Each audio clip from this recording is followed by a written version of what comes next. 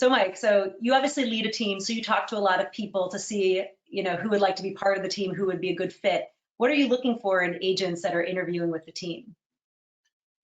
I think a big part of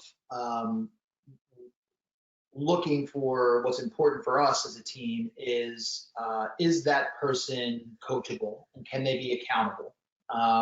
Because we've talked about real estate agents being entrepreneurs, being independent contractors by definition, and an agent who joins our team has to understand that part of that, not so much the entrepreneurial mindset, but certainly the independent contractor mindset by default kind of goes away because you're now part of a group that is all really driving towards one goal together with a lot of little goals that are going to help them get there, meaning all of the agents and what they want to do personally. So can an agent who's coming into our world really be accountable not only to themselves but to the team? And a lot of that also has to just do with understanding what their role is on the team. We don't hire seller agents or buyer agents or commercial agents or rental agents. We hire real estate agents, and our goal is to help those agents understand where their niche might be or where their area of expertise might be, or just really what they like to do, what they enjoy to do. And it could be one of those things or it could be multiple. But really understanding what their role is on the team and where they fit in really helps that conversation of, let's set a goal, let's put a plan behind that goal, and let's hold ourselves accountable to that plan to get to our goal. Because a good team member will understand that what they give to the team is not just to their own benefit, but it's part of the bigger picture of what the team is trying to accomplish. So what does accountability look like once somebody seems like they're a good fit, they're saying all the right things?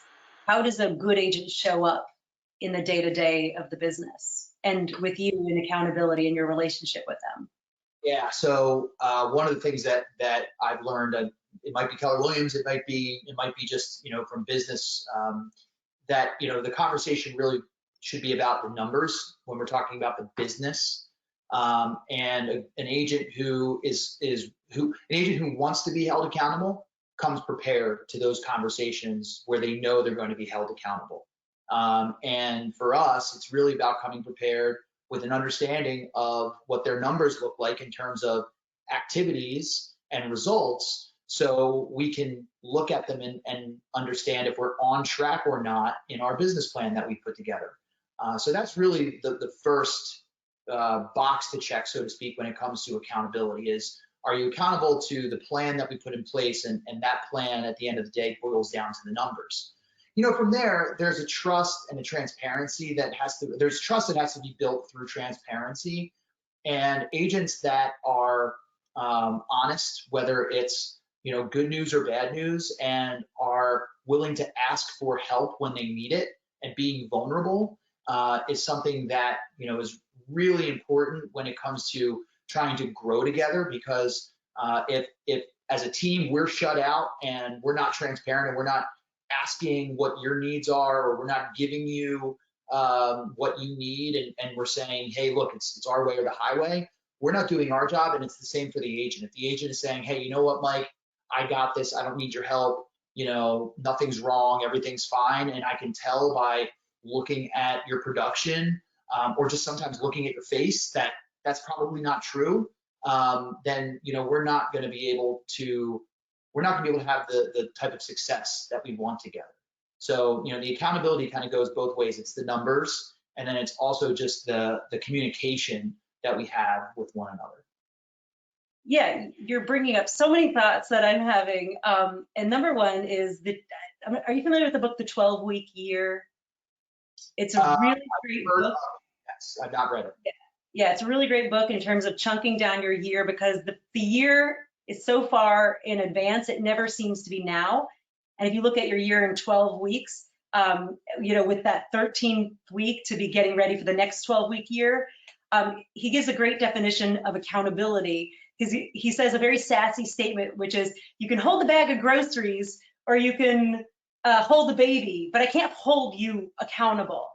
And what he talks about accountability being is really just having integrity with doing what you said you'd do.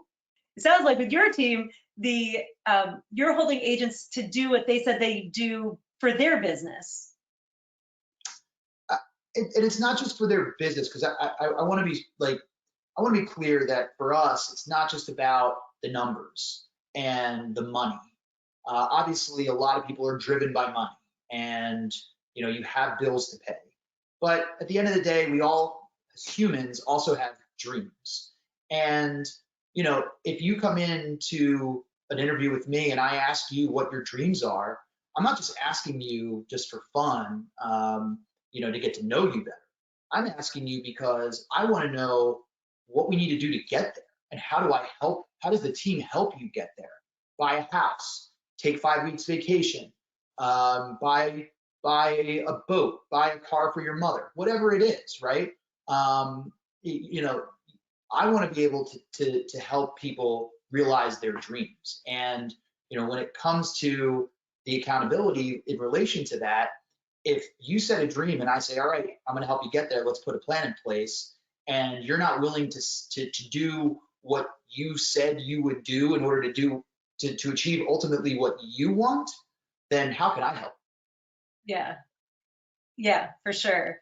And I once read this great sales management book, and as sales agents, I think the reason you're talking so much about the numbers is what the conversation is all about, is because as salespeople, we're only really held to the standard of what we produce.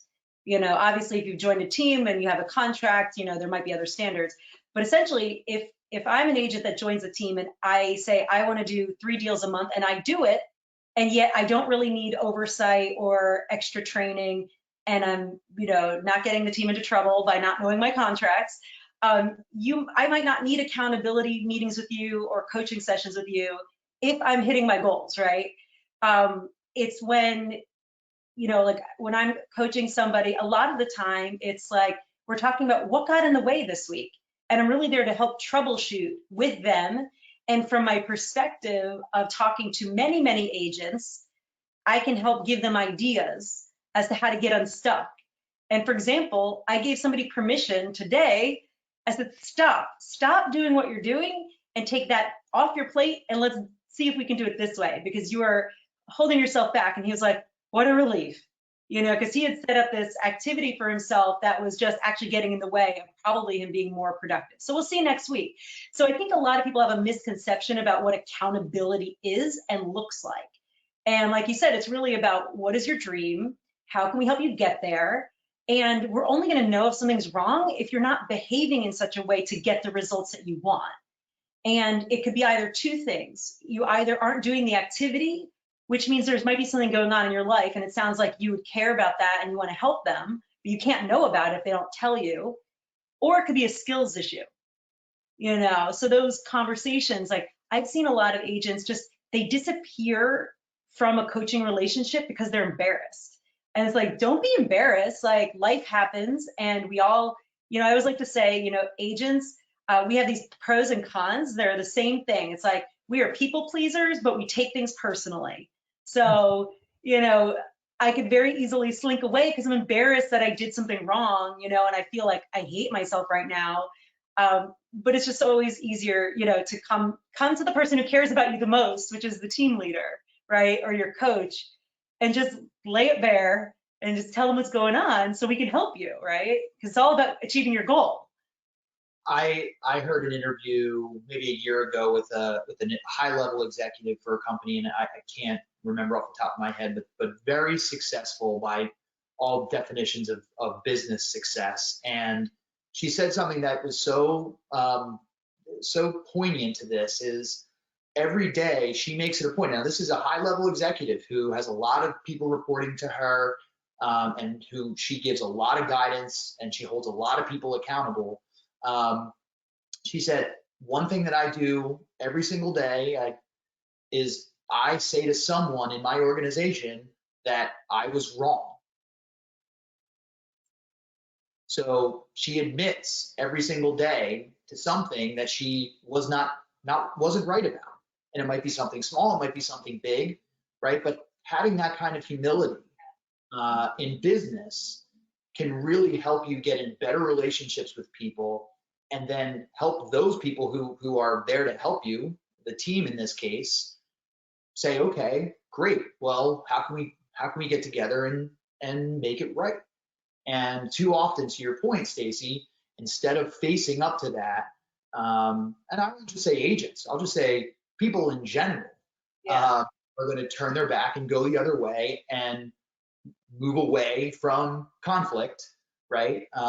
Move away from pain. And I know this is one of the things that you really love to talk about, is people moving away from pain and towards pleasure. Yeah. Yeah. I mean, I think as a society, we could work harder at admitting when we're wrong and really listening for understanding and where there's commonality. And people are not looking for perfection, because imagine if we were waiting for relationships that were perfect, we'd be totally alone. I always say put two people together and you're going to create a mess. The only reason we have jobs is because things are messy and everybody just needs to solve somebody else's problem in some way. That's why the contracts keep getting longer and longer and longer. And that's why it's important to come to your contracts class and learn your contracts. But yeah, just like people are looking for how you come back from the mistake, not that you never make them. Because sometimes it's more impressive how you come back, you know. It's all about how you come back. It's all about how you bounce back, no matter who you are, what your situation is, but more importantly on a team. And I always think of, my experience with teams before business obviously was sports growing up, and being a part of that organization that really had to work together for a common goal. And, the team would never be as upset as you performing poorly, as long as you bounced back and came back. You said, look, I had a bad day, I had a bad game, whatever it is, I'm going to come back, right? And then you just have to show up and do it. And to your point, I think that speaks volumes to the type of character and person you are, and ultimately, from a relationship perspective on the team, that's the kind of person that really, for themselves, takes it to the next level and really benefits from the team, because there's that mutual respect. Yeah. Well, you know me that well, first of all, I don't like holding people accountable to their numbers. I really don't, because I love teaching them the business, and to do both, it's a lot. But I also have a love for this Keller Williams bold law: be, do, and now it's achieve. So it used to be do, have, and now it's be, do, achieve. And what we're talking about is helping shape people into being the kinds of people who do the kinds of things that help them achieve what they want. And, I always prioritize, when I'm working with agents, I would rather work with the agents who show up every day, have a mutual respect, communicate, and if their production was low, I mean, obviously we want their production to be up, but I would far rather be in a relationship, business to business, with somebody who has that integrity, and we start off with that foundation, than a fast-paced producer who just blows me off, if I imagine as a team leader ghosts me, you see they're doing deals, it's like, but they don't return my calls. Why are we in business together if we're never together?